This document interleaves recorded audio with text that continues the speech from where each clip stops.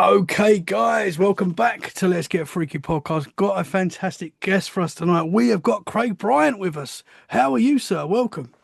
Thank you very much. I'm absolutely brilliant. Thank you very much for having me on. Very much appreciated to be on this side of the Yes, interviewing rather than being the interviewer. yes, you're normally the interviewer as well, and I've been checking out your show. It's absolutely awesome. Paranormal Pendle. Wherever you get your podcasts, I believe, and YouTube. Yeah, it's all over the place. Very easy to find Awesome, man. on all the usual podcast platforms. Love it, love it. I was listening to your recent episode with Richard Felix. Oh yeah, he was Very interesting. fantastic. Yeah, what a guy. Yeah. He had some really interesting stuff to tell me actually about Most Haunted, and it's funny because I also interviewed Dr. Kieran O'Keefe Yes. a few weeks ago, and he was really open about what had gone on with Most Haunted, the TV show, which is obviously where he sort of made his name, and it was really interesting how he got involved in it and that. Interesting. Richard was really forthcoming when it came to Most Haunted, and he sort of said that there's some stuff that he knew was staged, and yet there was some stuff that really freaked him out. And the one that really freaked him out was the Queen Mary, Okay. the Queen Mary episode when he was sleeping in one of the cabins, one of the allegedly most haunted cabin on the ship, and also the incident with the indoor swimming pool, which of course is empty now, but there was an indoor swimming pool on the ship, and they found some wet footprints, and he said he actually put his finger in the liquid, tasted it, and he said it was salt water, which Whoa. quite freaky. That So is freaky. he said that was the most frightening experience that he had, but he had lots of stories to tell. Yeah, Fascinating guy, really, really. absolutely. I mean, Most Haunted, I think for a lot of us, was one of the first kind of big paranormal shows that we got into. And it went all around the world, a very popular show.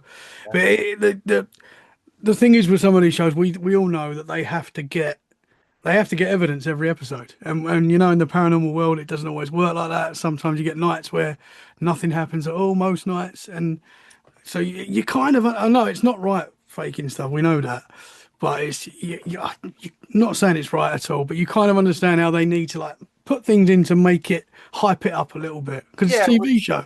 it's just entertainment, isn't it? At the end of it, Yeah, yeah.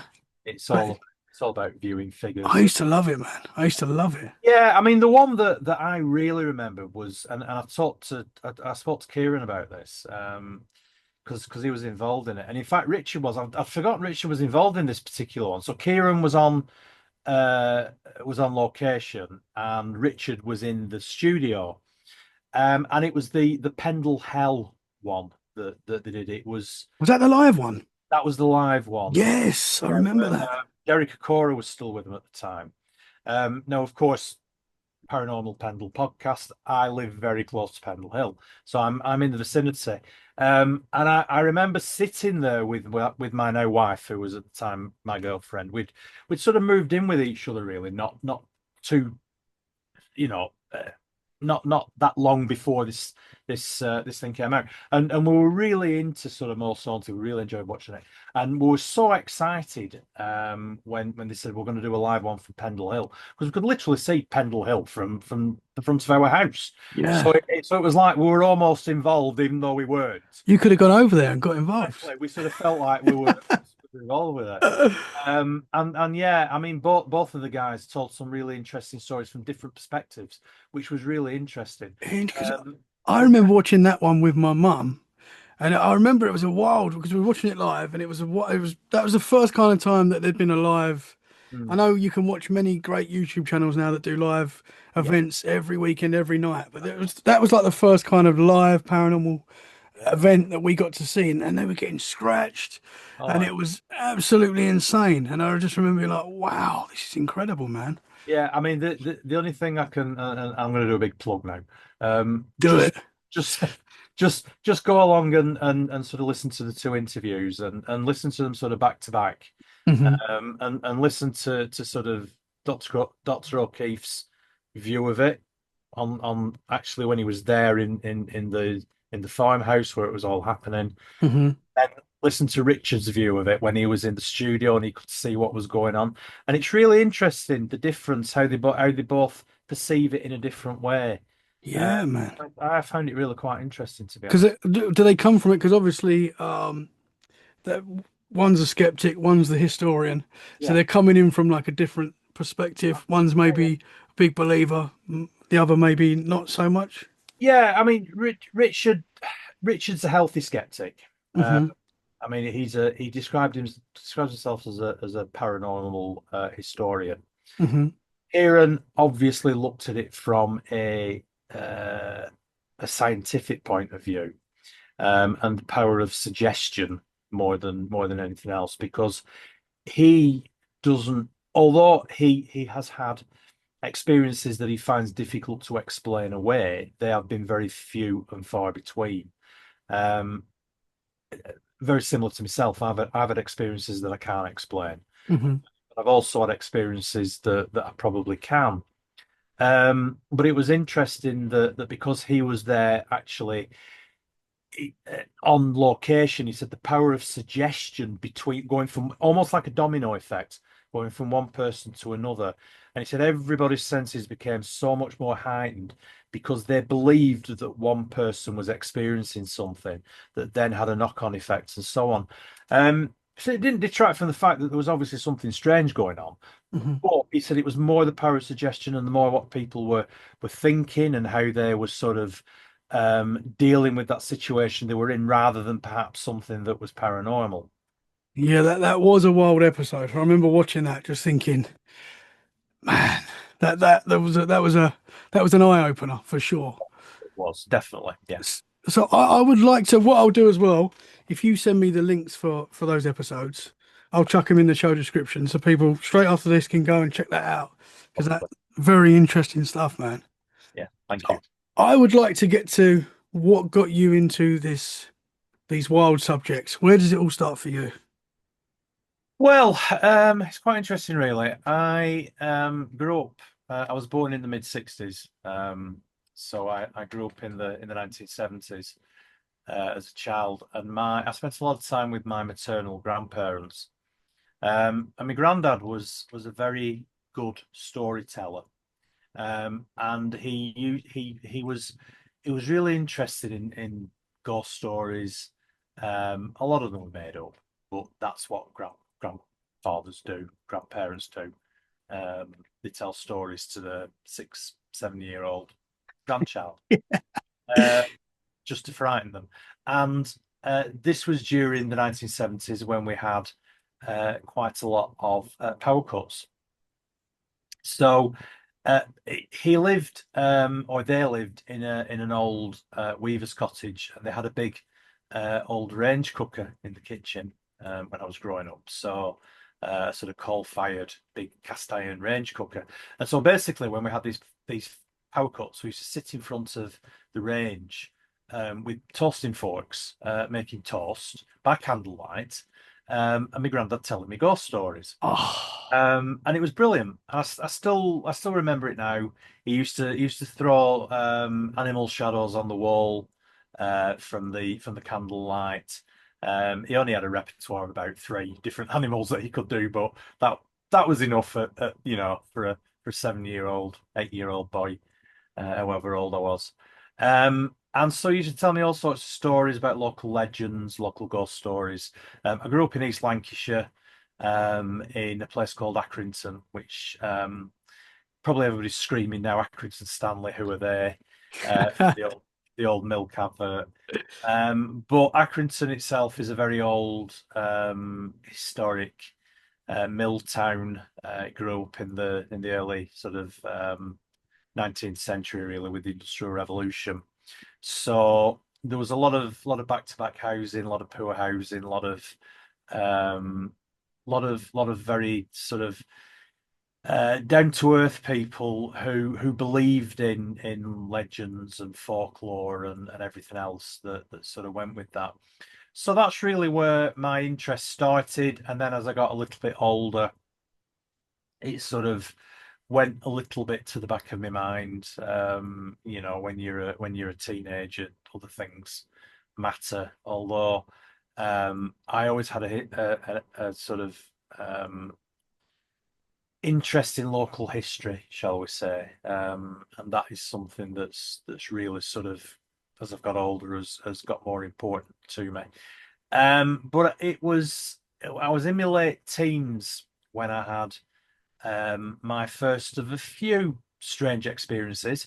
I'm not. People often say to me, "Well, do you think you're a medium?" Or no, I'm not. I've just had experiences that are very difficult to explain away.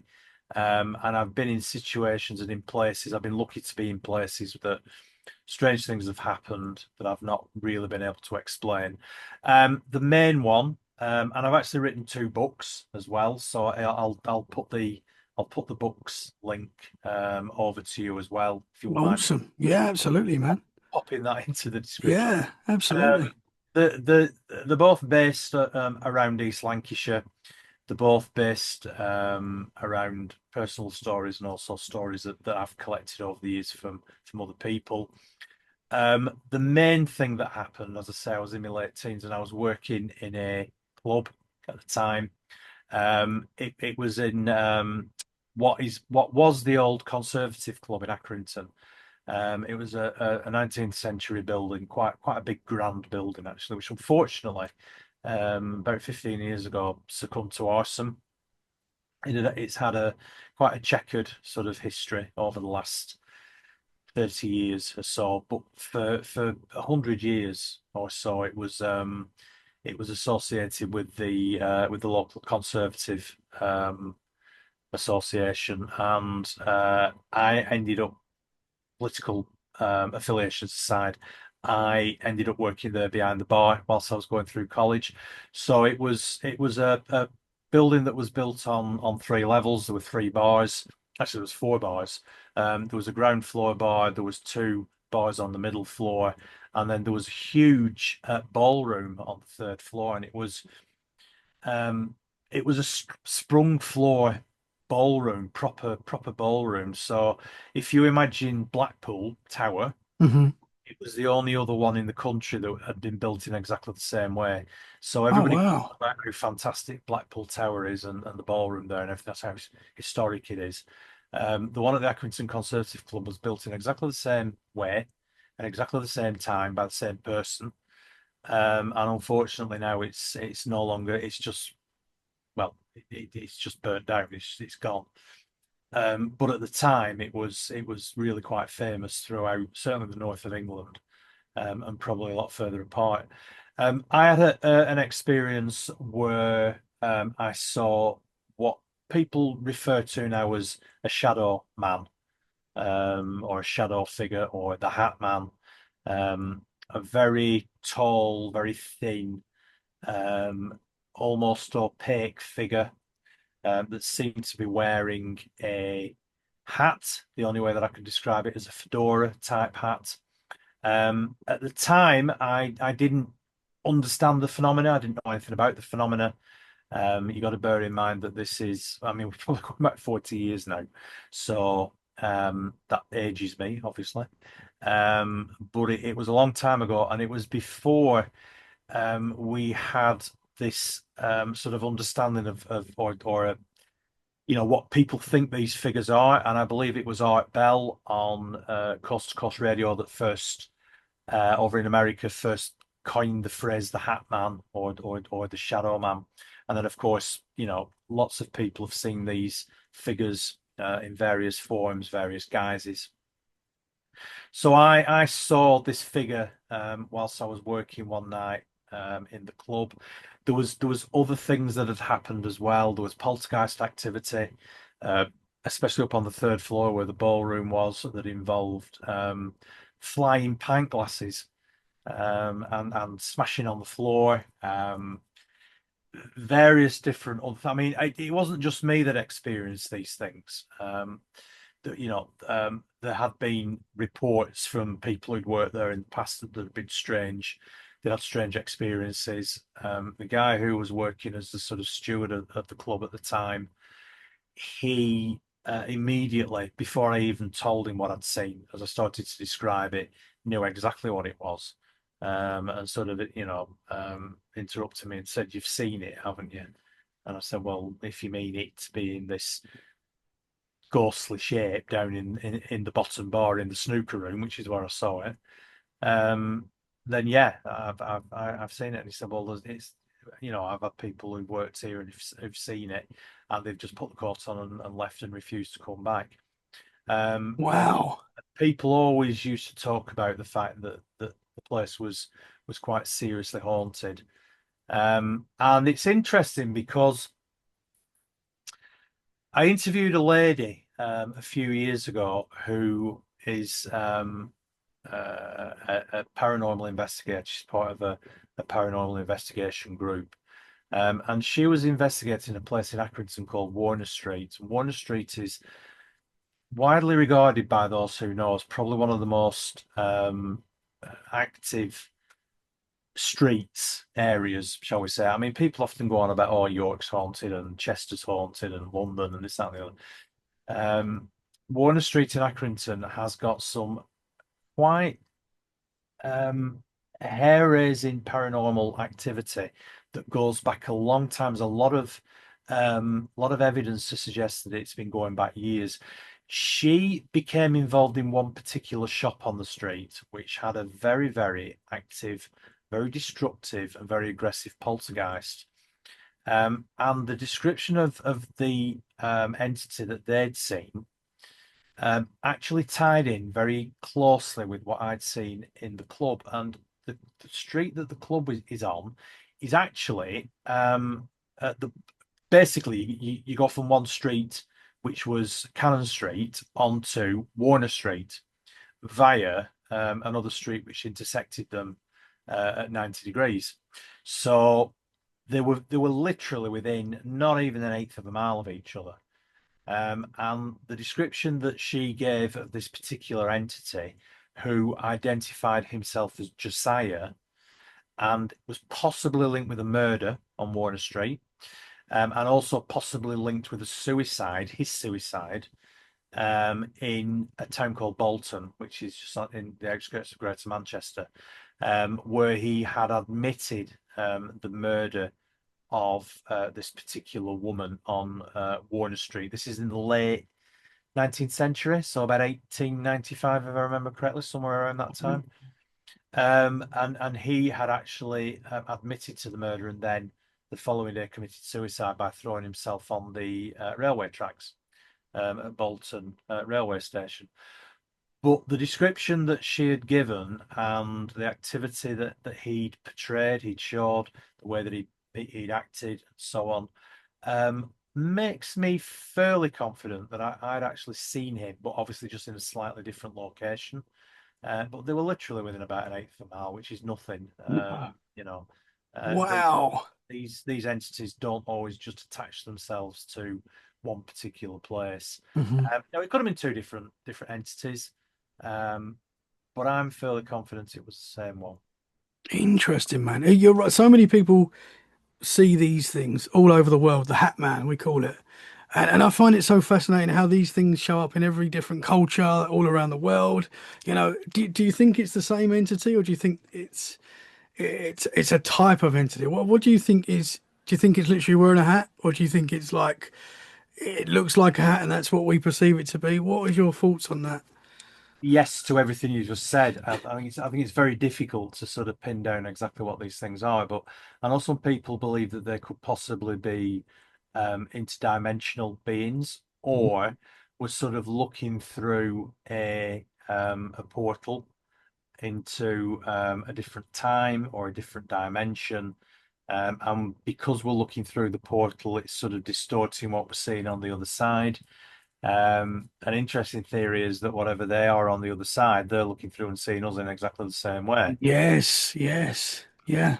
The hat thing, it could sort of suggest that we're looking through at a certain time in history. And these portals, for some reason, are concentrated around a certain time in history. I have heard some stories about these entities being seen with what looks like Victorian hats. So you know the old stovepipe hats, as they were Hmm. called, that the Victorian gentlemen used to wear. I've heard quite a few stories of people who've seen what we would call the Hat Man or the Shadow Man, but wearing those instead of a sort of fedora type hat, which is what I saw.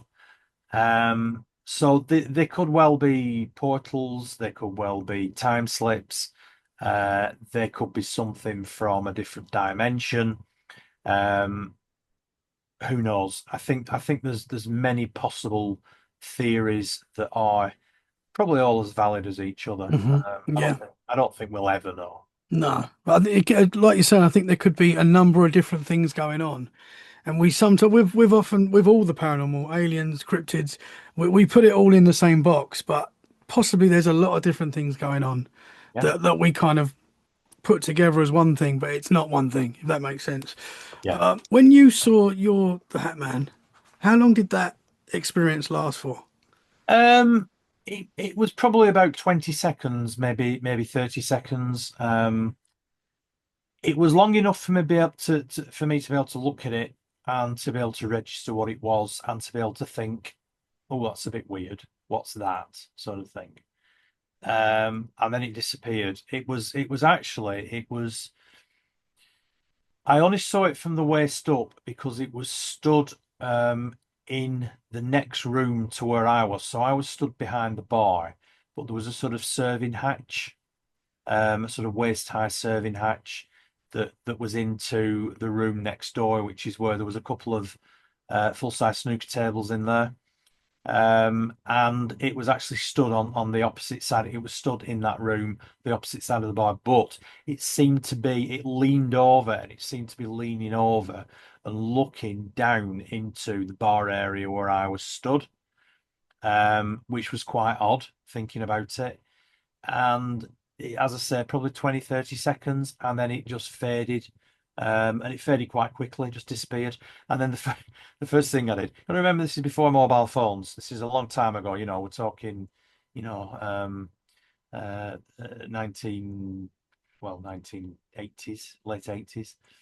The first thing I did was grab the internal phone because I know the guy who was the steward at the club at the time was upstairs on the third floor, messing about doing something. I can't remember what he was doing, but I knew he was up there. So I actually picked up the phone and rang him, rang upstairs. He picked the phone up, and I said, "I think you better come downstairs." And he said, "Why? What's up?" I said, "I've just seen something really weird." And he went, "Right." Slammed the phone down, and I could hear him running down the stairs because there was like sort of stairs coming down from the third floor. Um, and he sort of came barging into the bar and he went, "You've seen it, haven't you?" And I said, "Well, I've seen something." And he said, "Oh, don't tell me. Don't tell me." He said, "You've seen that shadowy figure thing again that everybody keeps going on about." And I said, "Well, yeah, I have actually." And he said, "Oh, God." And he sort of came out with a few expletives and he said, "Oh," he said, "it's been seen lots of times." He said, "I've seen it and people who've worked here have seen it and put the coat on and gone and refused to come back and never been back again and people who patrons have come in and they've been having a drink in the snooker room and playing snooker and suddenly this thing stood in the corner watching them." And so it was, he was quite sort of, well, I won't say he was blasé about it, but he wasn't. I thought he was going to be really freaked out, and that sort of calmed me down a little bit. And I thought to myself, well, actually, then maybe it's not, it's something, but maybe it's not as bad as I thought it was. But Hmm. at the time, it really quite freaked me out. Didn't stop me going back. And in fact, it's funny because my late father he was the one that got me the job working behind the bar in the first place because he was on the committee there. And I remember going home that night and he was sat up in the lounge having a whiskey or whatever he was doing. And I went, "Dad, I've just seen a ghost at the con club." And he went, "Oh, crap, don't be so bloody stupid." But later, a few years later, he actually said to me, "Do you remember? You remember you said you'd seen a ghost?" And I said, "Yeah." He said, "Well, yeah." He said, I heard a lot of stories about that." He said, "I never saw it." He said, "But I heard a lot of people said they'd seen something." Interesting. It was quite odd. Yeah. Yeah, is it when a lot of people see the same thing? I mean that there is something very interesting in that. I mean, you could say that, like we said earlier, with the Pendle Hill, you could say it's like mass hysteria. Yeah, yeah, yeah, yeah. But only I'm only for the skeptics. You Yeah, could say that, but of course, yeah. at the same time, when so I many was people just, are experiencing the same thing, it's hard to write that off as well, because when you have an experience and it's just you, I've had quite a lot of paranormal experiences and it's just been me. And as much as like you've had that experience, you accept it and it's not your mind, because if it was your mind, you're going to be seeing weird stuff all the time, I would have thought, yeah, But if you've had like a handful of paranormal sightings experiences, you know that you're not crazy in that moment, but you still can't rule that out completely. no, You still can't say, okay, no, definitely wasn't going crazy, definitely wasn't, imagining this thing. But when someone else is with you or someone else has seen exactly the same thing and it mm, correlates with what you've seen, it's like, how can you explain that, man? And it does make it even more, I don't know, it gives it more, can't gives it say proof, but more you know what credence. I mean? Yeah, gives it more credence. Yeah. Was that moment for you? Was that the moment that like you were like, this stuff is real, basically? No, because because I just sort of it didn't really stay with me in that way for many, many years. And it was only I had other interests at the time. I mean, I was about 18, 19, and I mean, I believed in ghosts. I had done, like I say, ever since I was a little boy. But it didn't really sort of stay with me until probably about 10 years ago when I decided that I wanted to write a book um, on paranormal experiences. And the first thing that came to mind was that. And I just thought to myself, do you know what? That's actually a really interesting story that I'd sort of not forgotten about, but Hmm. hadn't really been playing on my mind as such over the years. That does happen though, where you Yeah, put these experiences to the back of your mind, and yeah, people yeah, say, how can you forget something like that? But you do. yeah. You just sort of, Well, it wasn't really it's important. there, but yeah. It wasn't really important, and it didn't because I'm not because I do believe in the paranormal to a certain degree. Um, it wasn't like I was constantly being skeptical about it and trying to work out what it was. I just accepted it for what happened, and sort of just put it to one side and carried on being your typical, you know, 19-year-old as Party boy. whatever, chasing women and driving fast cars and doing. Yeah, that's it. And it was it was those were the days. Uh, it was only when I decided I wanted to write a book, I thought, "Do you know what? That's actually a really good opening chapter." Yeah, absolutely, Um, man. and then and then I started thinking about all the other things that had happened. I remembered the poltergeist activity episode that I'd had there. And I mean, it's funny because one of the stories in the book, the first book that I wrote, which I actually called The Shadow Man of Accrington, Right. um, was my wife's story that my wife and her family had told me on numerous occasions about a farmhouse that they lived in that had some poltergeist activity. And I thought, "Do you know what? I'll put that in as well because that's a really interesting story." And then I just got on a bit of a sort of snowball where I was talking to different people, and I mean, bizarrely, I was at a party. One of our friends was hosting a sort of dinner party type thing, and there was a woman there that I'd never met before, and she came up to me and she said she was a friend of our mutual friend, if you know what I mean, who was hosting the party. And she said, "I believe you're writing a book on ghosts." And I said, "Here we go." I said, "Well, yeah, I am." Because you meet a lot of skeptics and you meet a lot of people who take the mickey out of Give you. you that look. Give you that.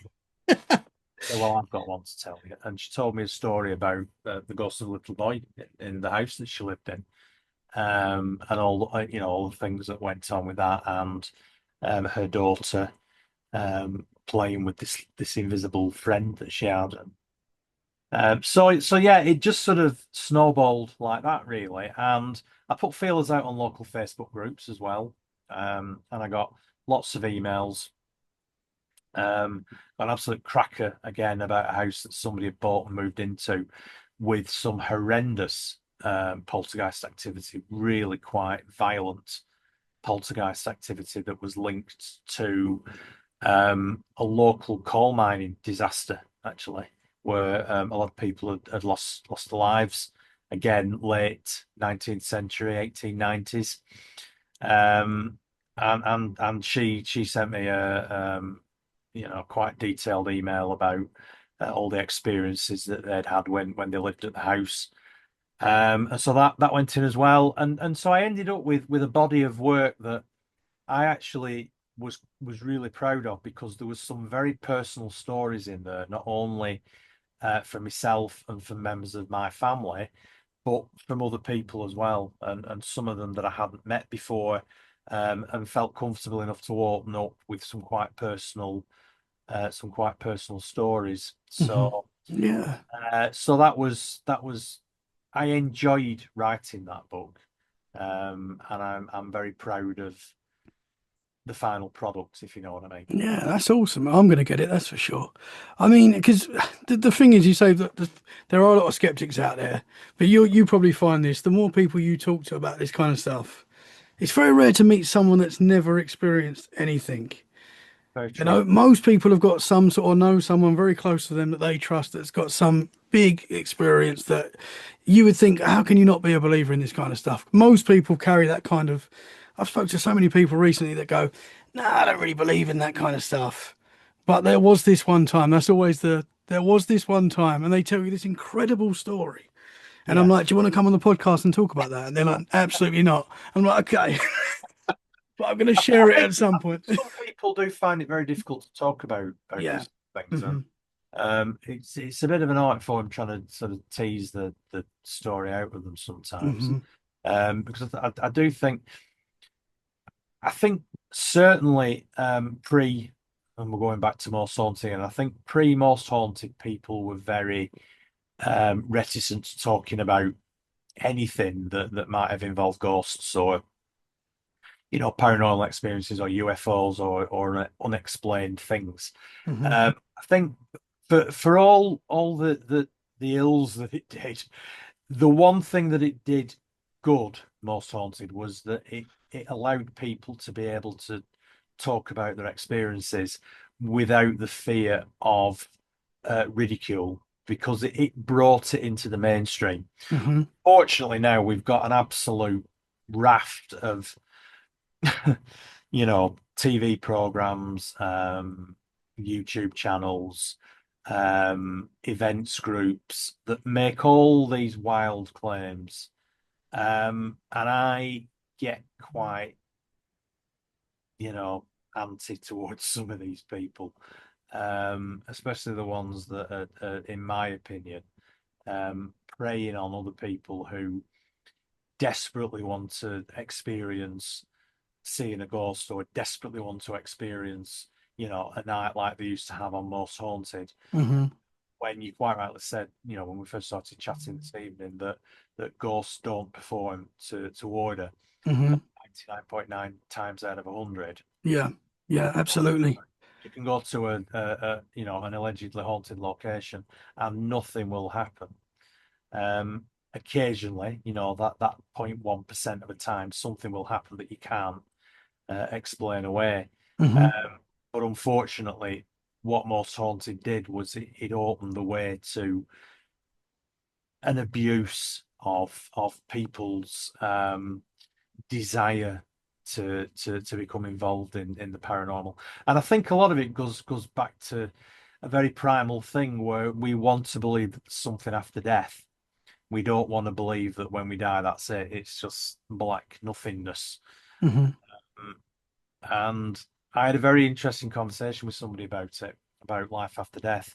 And they actually said to me, they said, the Battle of Hastings in 1066, where were you? And this was a question to me. And I said, well, I don't know. And they said, well, exactly. That's where you'll be when you die.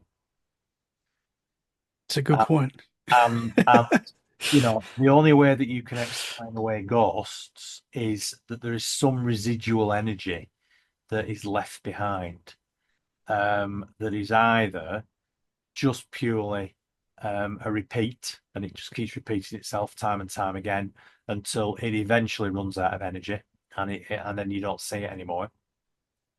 Or on very, very rare occasions, you've got something which has got an intelligence behind it. And that's when we start talking about things like poltergeists and demons, and that sort of stuff. And I think that's a very interesting point because a question that somebody asked me once was, why do we never see any dinosaur ghosts? Well, because I think there's only a finite amount of energy that's left over, and that energy eventually it's like a battery, just runs Hmm. out. Hmm. And so that's why you see a lot of Victorian ghosts, but you don't see a lot of cavemen Hmm. ghosts, That is a good point. That or, is a good or point. or you don't see many Roman soldier ghosts. Hmm. I mean, there are obviously um, uh, examples of that. I think there's one in York, isn't there, where they see a Yeah. legion or something walking. That there's a forest near me as well. I'm based in Dorset. Right. That's got an old Roman road. I've forgotten the name of the forest, but it's got an old Roman road that goes straight through the forest that's Yeah. still there. And people do claim to see soldiers Yeah. walking through the forest and things like that. It led all the way to London, this road, Right. at one time. Yeah. But some of it's still there, and it's pretty amazing to think that, man, Romans used to march down here. But Yeah. yeah, Yeah. but no, you make an interesting point. I mean, yeah, I mean, people do claim to see like we was on Andy's show the other day, and he was talking about the pterodactyl sighting that he had. Like Yeah. you wonder, is that possibly a ghost? I know that's you can go down a rabbit holes with that kind of thing, Bigfoot and things like that. Is it possible that they're, I don't know where you stand on cryptids and things like that. Yeah. Yeah, I mean, I'm no expert. I mean, I've spoken to enough people. I think there are different classifications of cryptids. Hmm. I mean, I interviewed Andy myself an awful long time ago now, actually, um, when we first sort of got to know each other, and he told me that story about the pterodactyl that he saw. Hmm. Um, there are sort of mythical cryptids, I think, which that will probably come under the umbrella of, and also sort of dragons and um, werewolves. I've spoke to Paul Sinclair quite a few times about. He's told stories about werewolves up on Bempton cliffs that have been seen. Um, and then you've got the sort of less folklore type ones of your big cat sightings, which I tend to believe more in the big cats than I Hmm. do in Dogman or werewolf. Now, it's interesting. I mean, I've spoken to a lot of people who've seen werewolves and Dogman, and there's some stories of them around here where I live. Hmm. Um, Winter Hill as well, near Manchester and Bolton. A guy called Mick McLaren, who I've spoken to, he does a lot of research up there into um, animal mutilations and big cats and cryptids and that sort of thing. But he's also told me about sightings of werewolves and what people would refer to as dogman. Um, I'm sort of on the fence with that because I've not had any experiences myself. I find some of them a little bit maybe far-fetched, but I'm not saying that they're not genuine sightings. Hmm. Just wonder sometimes whether people are seeing something that is maybe different than what it actually is. Yeah, they're perceiving it a certain way sometimes, Perceiving maybe. it in a different way. But Yeah. certainly big cats and animal mutilations and that sort of thing, I am a firm believer in. Hmm. But I don't think there's anything supernatural about them. I think they're just big cats that Interesting. have Mum, escaped or been released over the years. what was it? It was in the 70s where they had the big cat release. I can't remember the name of it, but they had to release the people that Yeah, own these creatures had to release them, and it's possible that they interbred, and that maybe there's another species of cat that looks like a panther. A yeah, lot of people see panthers, including my mother-in-law. About yeah, 25 years ago now, it must have been, and she saw what she believes as a panther. Her and her sister both drove past it and both saw it. And yeah. I was like, did you just see like a panther? And they were like, wow. And this was in Essex as well, where at the time, So I would have been a kid at the time. There was like there was talk of big cats in the area, and it was in the local newspaper and stuff. So possibly they saw something there. Yeah, I mean it's I think it was the Wildlife Act. I think it was about 1975, something like that. And rather than, there was a lot of exotic animals that were kept in private zoos and private collections, and rather than have to get them all registered, which was, I believe, very expensive at the time, they just let them go. Hmm. Um, I do remember a really interesting conversation I had actually. I was on holiday in Cornwall a couple of years Love ago. that place. Yeah. And I was actually staying on a farm on Bodmin, and I just happened to say to one of the farm guys that was there, because we were just having a chat, saying how beautiful it was. We were right in the middle of nowhere. Took us about 2 hours to find the damn place, even with proper instructions, because the sat nav was completely off the scale. I mean, it was talk about dark skies. It was just unbelievable. But I was talking to him about, and I just said to him, "Go on and tell me about the Beast of Bodmin." Well, about 2 hours later, when he finished telling me about all the things that he'd heard about, had happened to people that he knew, about livestock that he'd found, his livestock, sheep that had been obviously killed and dragged up trees. Carcasses had been dragged up into the trees and just left there, and he'd found them. Um, he said it was. He said there is most definitely not just one. He said there's a flipping. He said there's a pride of them out there, Hmm. like lions. But he said they are sort of panther type creatures that he was aware of, that people had spotted over the years, and sort of, he'd heard the stories and everything else. But yeah, he'd found livestock. His livestock had been mutilated and dragged up into a tree. Now, if you think about dragging a full-grown sheep up into a tree, that's a fairly big animal. Hmm. And of course, the whole area, it's just, hundreds of square miles of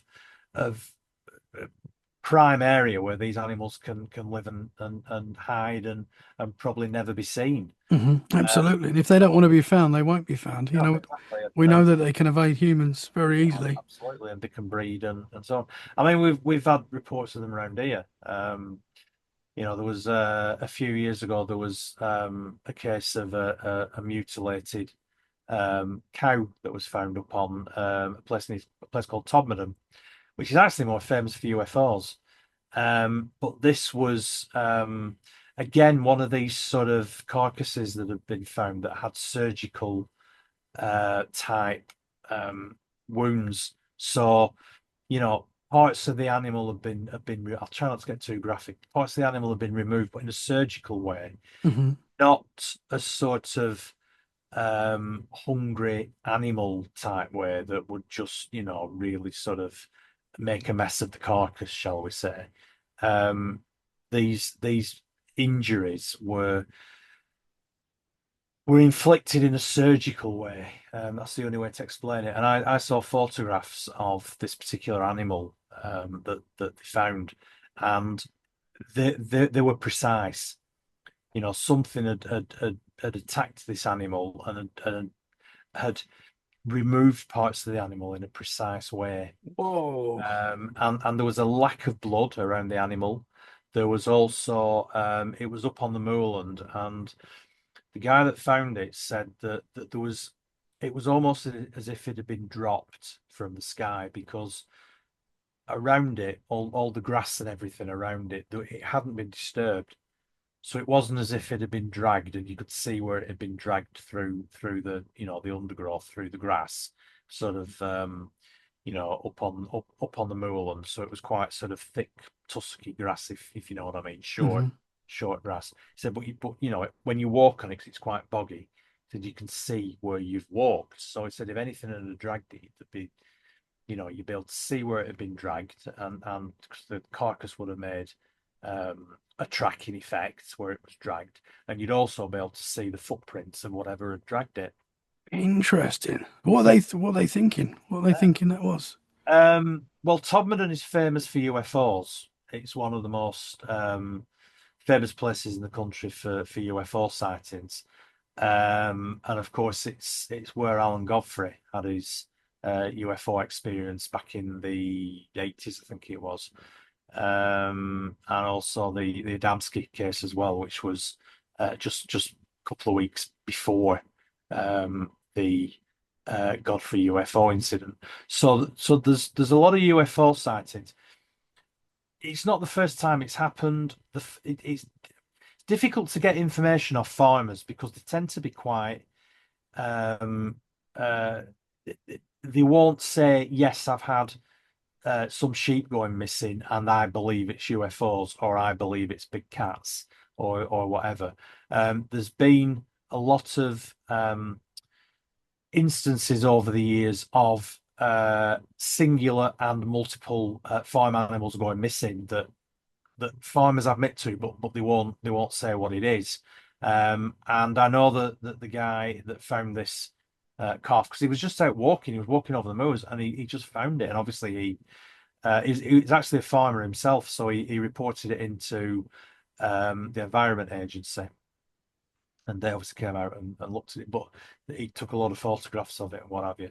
But he'd talked to farmers over the years who'd seen other things as well, very similar experiences, and in fact, whole flocks of farm livestock had been found just up on the moors, and they just all suffered the same sort of injuries. So he seemed to think that it was an animal attack.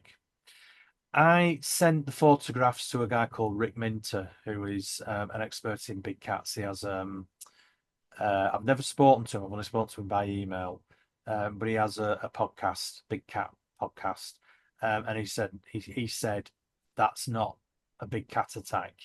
He said because it's not frenzied enough. It's too precise. Uh, Interesting. the wounds are too precise. I then spoke to people who are so-called experts in UFOs, and they said, "Yeah, it's UFOs that have done that. It's aliens." So who knows? Interesting, man. And again, that's reported all over the world. We know that happens in a lot of places in the US, all over. Yeah. This stuff keeps happening, man. What are your have you had any UFO experiences? Not as such, no. Although, strangely enough, I do live in an area where there's a lot of UFO sightings.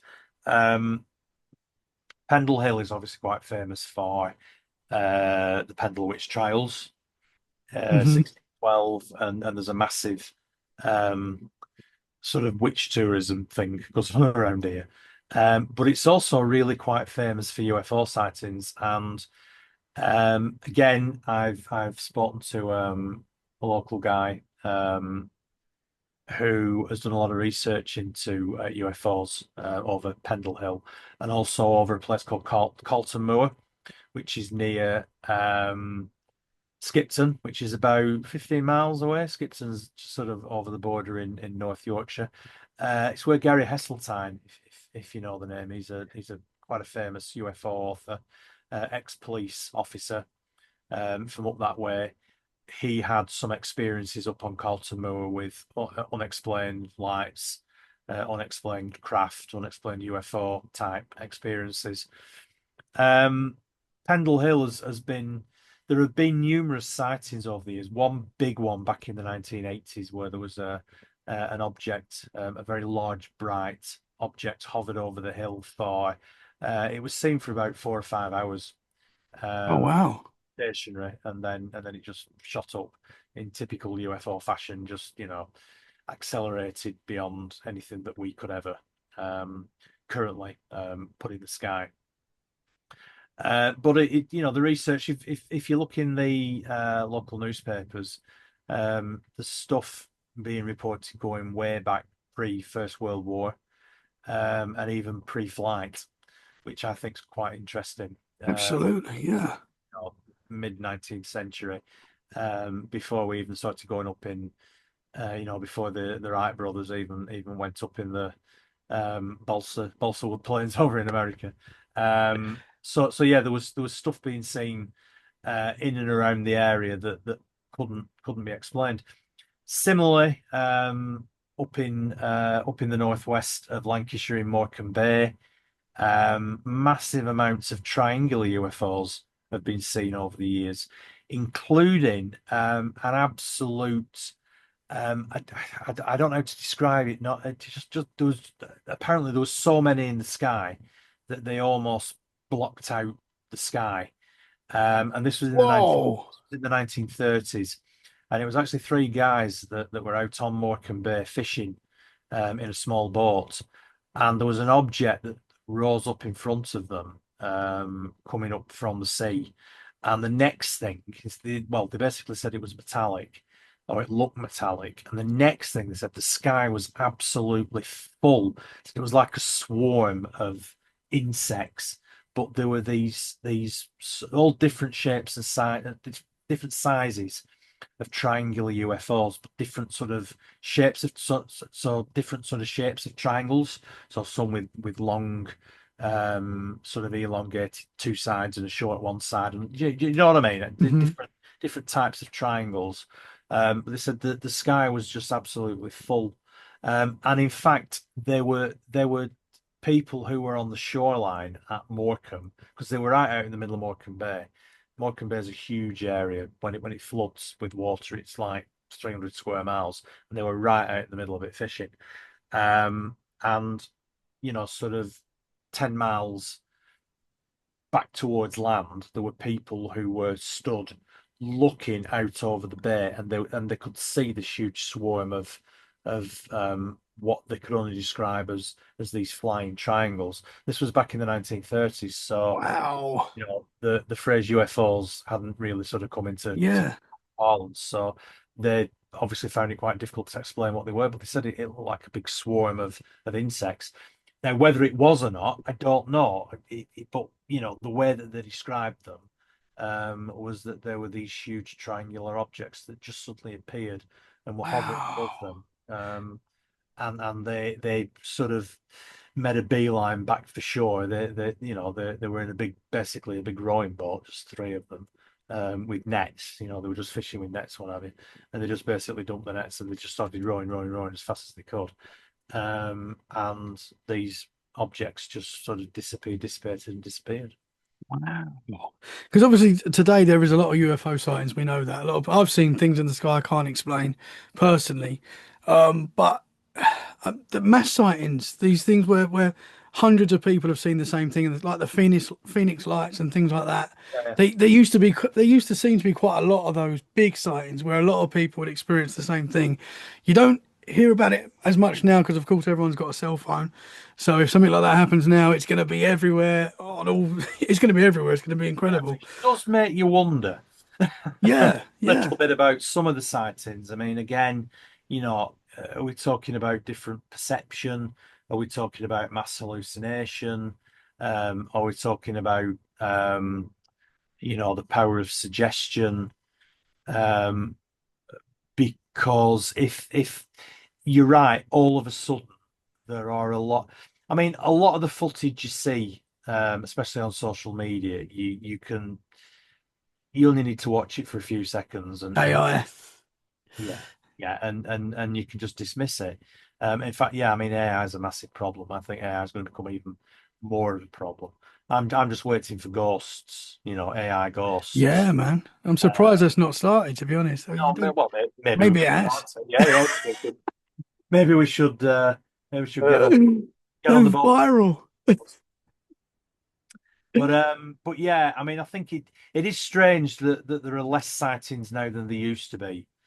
Um, and again, I think you're right. I think that's probably to do with the fact that people have got mobile phones, and you can very easily take videos and photographs of stuff now, whereas before it was very much sort of word of mouth, Hmm.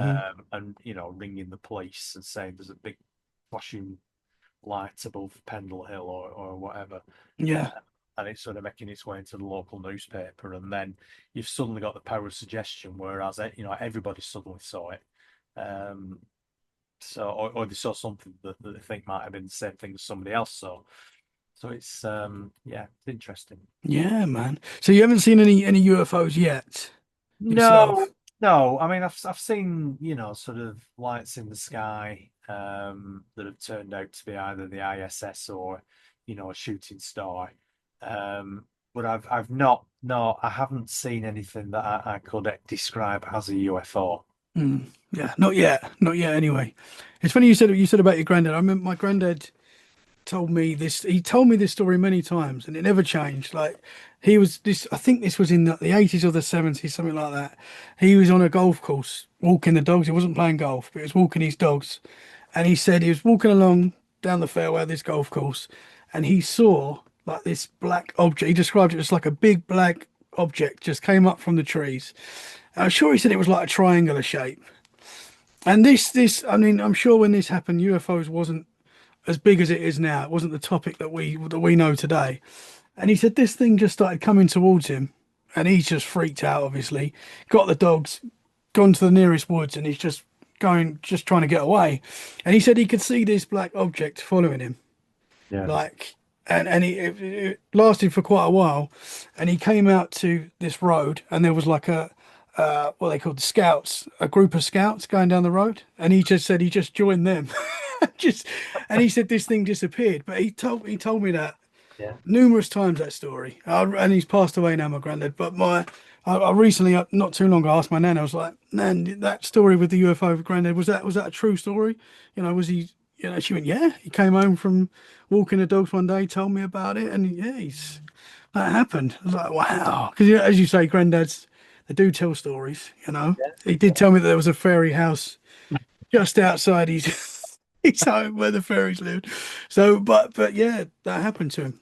Yeah, my granddad told me a story. He used to stop me going down to play by the canal, because they live near the Leeds Liverpool Canal, and he used to stop me from going down and playing there when I was a little kid by telling me that there was a troll lived under the bridge, the swing. There was a swing bridge that used to obviously open and close as canal boats went through. And he used to tell me there was a troll living under there. So if I went anywhere near it, the troll would grab hold of me and drag me into the canal. And I was terrified of going near to the canal for years. Yeah, it worked. It worked. It stopped me from playing down by the canal. So, what else have you experienced? Have you got any other experiences to share? Um, yeah, I mean, we've had some quite strange experiences in the house that I'm living in now. Um, it's not particularly old. It was built in the 1930s. It we only started getting some strange experiences when we bought a piano, believe it or not. So we bought a piano about 15 years ago. It was a second-hand one, wasn't that expensive, we're not that posh. But my wife comes from a very musical family, and our son at the time wanted to learn the piano. He was about 5, and he was taking piano lessons. So we bought a piano, an upright one, and it was about.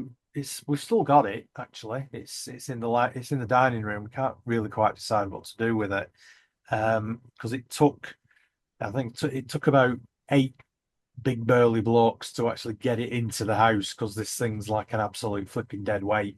How it hasn't gone through my floorboards, I've got no idea. But it's a Bluthner. If anybody knows anything about pianos, I didn't. I had to do some research on it. No idea. Quite a well-known make, about 100 years old. Oh wow. About 1907, I think it was made. There's a plaque inside it actually, which I didn't know was there until we got a guy came out to tune it up because it was well out of tune. And when he opened it up, he said, "Oh, it's a plaque here, and there's a number on it." So I actually contacted Bluthner, the still company that are going strong. German actually.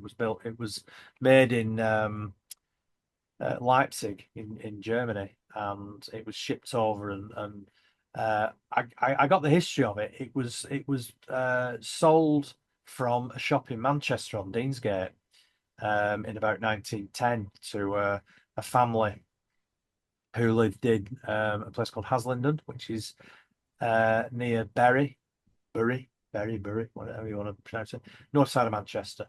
And it was in the family right up until the place where we bought it off acquired it in a house clearance.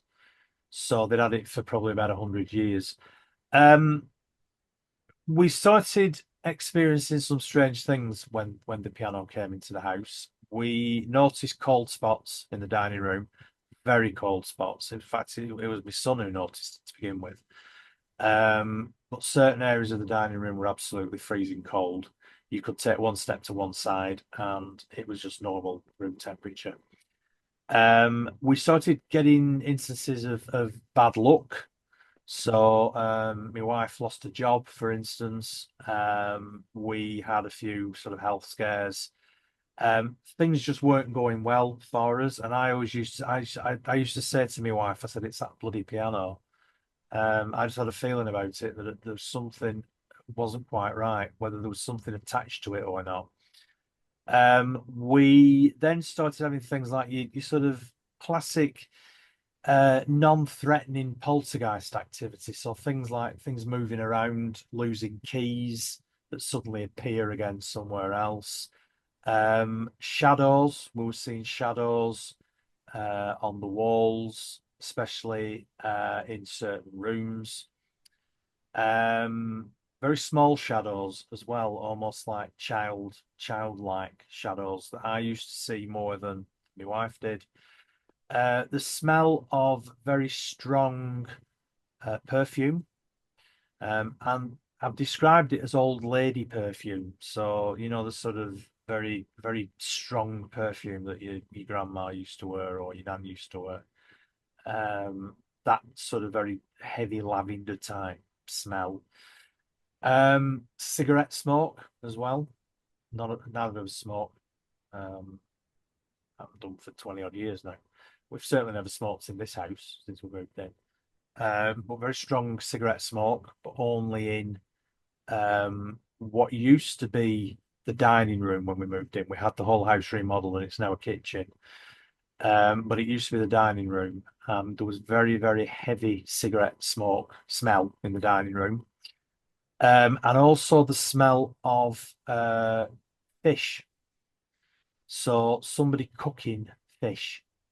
So if like if you're sort of frying fish or something like that, very, very strong smell like that. Now somebody once said to me, well, actually that could be an electrical fault. That's because that can smell of fish. But given the fact that we had the house completely rewired within the first 2 years that we moved in, it's highly unlikely. Um, so it tends to come and go. We have periods where we don't, nothing happens. It's all very quiet. And then we suddenly have periods of activity where we both myself and my wife, see um, shadows on walls. We walk into a room and we feel like somebody else in the room with us. Um, we hear footsteps, quite heavy footsteps, and we just have this feeling that there is something that is has come into the house when we brought this piano in with us. Um, but it's not particularly threatening, but it is definitely there. Now, strangely, it's been fairly quiet for about the last 12 months. So I am going to be expecting, I think, probably something to happen. Yeah, now you've said that. No, no, I've said that Oh, sooner rather than later. Yeah. man. So that's pretty wild. I mean, the shadows, the childlike figures. I mean, I don't know about you, but there's something about kid ghosts that freak me out. Yeah. So that sounds terrifying, man. How often would you see stuff like that? Um, we again, it doesn't seem to be any pattern to it. We can go through sort of 2 or 3 months where the activity is quiet. We see it a lot. And it doesn't matter what time of year it is. It can be, we've had in the middle of summer, we've had these strange experiences, or it can be in the middle of winter. Like I say, we've had the piano for about 15 years now, and I'd say, on and off, but maybe sort of 10 episodes where, it maybe lasted a few weeks. Hmm. Um, maybe a month or so, and then it's gone very quiet for 6 months or 12 months, and then suddenly something will happen. Maybe, one of us will lose a set of keys that'll turn up upstairs in the bathroom Hmm. where Yeah. where they shouldn't be, and then it'll all sort of kick off again. But these figures that we see, it's not just me that's seen them, my wife's seen them as well. But they're sort of in the corner of your eye, and when you turn to look, there's nothing there. But Yeah. there's definitely something there, but when you turn to look at them. Hmm. You can feel it sometimes. There's like as human, we've got this instinct inside us that's like built in us. I think like when you're on the bus and you feel someone looking at you, you turn around, there's someone there looking. That's like a real. I don't know. It's just an instinct that we've got. Yeah, So I think when you're feeling that, like there's something there. It's weird. yeah. So do you think if it was a constant thing that was happening, you'd get rid of the piano? We've talked about getting rid of it lots of times. Yeah. Yeah, probably. I think it'd be interesting if it got to the point where it was really bothering us that stuff. I think that badly. I think we'd probably maybe get a medium in to begin with, or get somebody in to sort of try and Hmm. establish exactly what it is. But yeah, I mean, we'd have to give it away. I don't think anybody Nah. Yeah. If that's be going about on. it, fortunately. And do you know what? I mean, it's an absolutely from a sort of piece of furniture point of view. I mean, I love it. I think it's beautiful. It's a beautifully made piece of furniture. Hmm. And it was very expensive when it was new. I Uh, bet, by, man. by all accounts. I mean, it's not worth that much now, but it was very, very expensive when it was new. So I actually love it as a piece of furniture. And I am intrigued by what it brought in with it. I mean, I absolutely believe in objects having things attached to them, Hmm. and I Yeah. think this is a sort of good example of that. I think if it got to the stage where we were sort of heading down um, poltergeist territory, or um, you know um, The that Exorcist.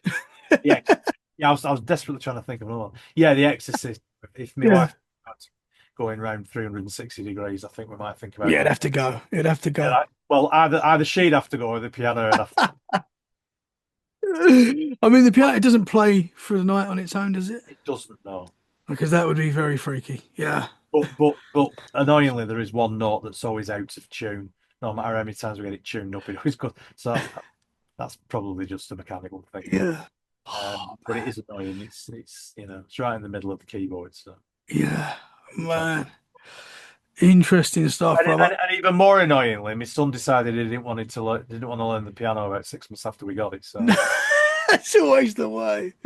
Oh man, my little girl's getting into guitar at the moment, all and right, she's got a little one, like a little toy one, but she wants like the real deal now. So I'm hoping she seems quite into it. So, but I guarantee when we buy the real one, it's still done. cost. Yeah, she want a drum kit. Oh, have you got any other paranormal experiences that sort of stand out? That sort of anything else out there that's happened? Um, no, well, not no, not particularly to me. I mean, I've spoken to people, I've interviewed people who've had some really interesting experiences. There's quite a few interesting stories around here where I live, in the village that I live. Uh, one, which I think is a fascinating one, is a story that I was told happened. It was back in the 1980s. We live close to the River Ribble. So there's a road bridge over the river now. It's been there quite a few years, big stone road bridge. But prior to that, there used to be a wooden footbridge, and it was always getting washed away in floods. They were always rebuilding it. And I think it was about 1930s, 1920s, 1930s when they built the the stone road bridge, but I found some photographs of the old wooden footbridge, and one where there's obviously been a flood and half of it's been sort of washed away. And there's a couple of guys stood there looking at it, thinking, we're going to have to rebuild this. But on the opposite side of the river to where I live, there used to be a mill. It was a woolen mill, and they obviously used to pull, water from the river. That's why it was built there. In the 1980s, there's a guy lives down the road, and it was actually his uncle, who was down on the river very, very early one morning during the summer. So he said it was about 5 o'clock in the morning. Sun was just coming up, and he was down there fishing on the river, very, very quiet. And it was actually, he said he was just where the current stone footbridge is, and it's exactly the same spot as I say where these wooden footbridges used to be. And he's fishing away, and he said out of the corner of his eye, he noticed this how he described a sort of young girl with a child holding hands with a child walking across the fields towards the river. And he said his uncle found this quite strange because he knew, being a local guy, that there was no path or anything. People didn't walk that way across the fields. They were just farmland. And he said he stood and watched these two figures walking towards the river. And when they got to the edge of the riverbank, they just carried on walking into thin air. And they actually walked right across the whole length of the river in thin air. And then when they got to the opposite bank, they just carried on walking as normal towards the direction of where this mill used to be. And he said the only way that he could describe it was they looked like they were wearing really old clothing. Wow. And he packed up and never went fishing down there ever again. But Wow. but yeah, he was absolutely and he said it was where he knew the footbridge used to be, where Interesting. the wooden footbridge used to be. Wow. So he said that was quite freaky.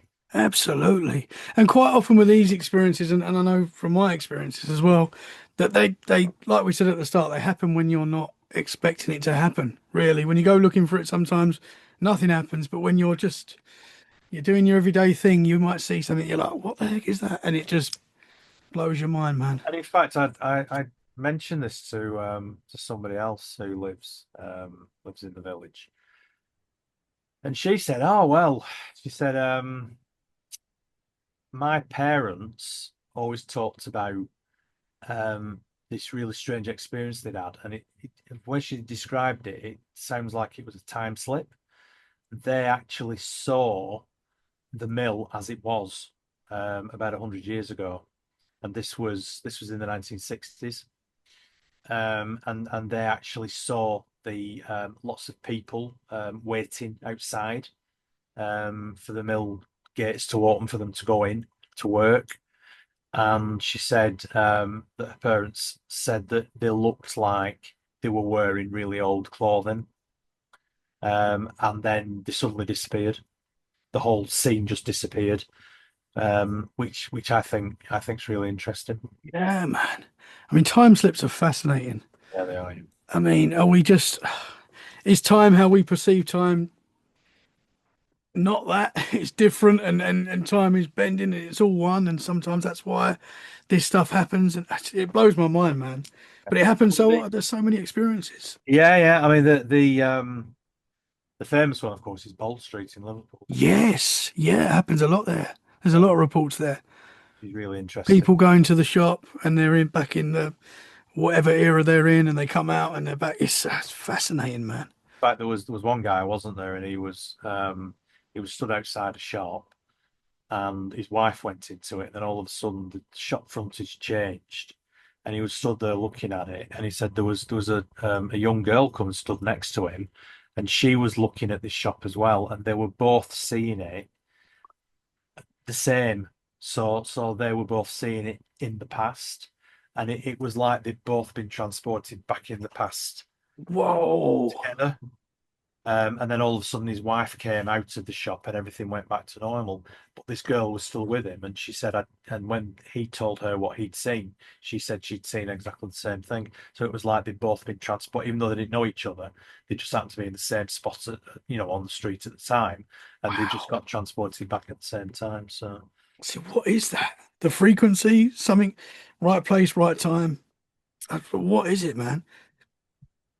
I mean, oh no, it's all fascinating. it is all very strange. Brother, I've loved talking to you tonight, man. Super interesting. I'd love to do a deep dive into the Pendle Witch case. If you're ever up for doing that, that'd Yeah, be yeah, absolutely, yeah, that yeah, because I know you look into obviously you live there as well, and yeah. that would be incredible to learn more about that. Yeah, absolutely. Yeah, it's not a quick discussion. Yeah, no, I bet. But I'd love to get into that with you sometime. I'd love to arrange that. Absolutely. Thank you so much for your time tonight, man. I really appreciate it. Can you tell the listeners where they can find you? Yeah. Um, well, I have my own website, which is craigbryant.co.uk. You can go to if you go on all my links and just put in Paranormal Pendle, it'll hopefully you'll find my page on there. It'll come up with all my social media links, all the links to the books, links to the podcast, links to the YouTube channel, TikTok, Facebook, all that malarkey. So that they're probably the two best places to find me. But I mean, if you go on any social media uh sites and just put Paranormal Pendle in, you should be able to find me. You're there. You're there, brother. Awesome, man. Well, I'll share the links in the show description. I'll also add the episodes that we were discussing at the start of the episode as well, so people can go right now and watch them. Fascinating stuff, man. Let's do this again soon. I really appreciate it. Thank you very much. No problem. Thank you. Thanks for having me. Guys, thank you so much for listening. We hope you enjoyed this episode. If you have, share it where you can. That is a great way to support the podcast. And we'll be back very soon for more freaky conversations. In the meantime, stay safe and keep it freaky. Bye for now. Thank you very much, sir. No worries. Thank you.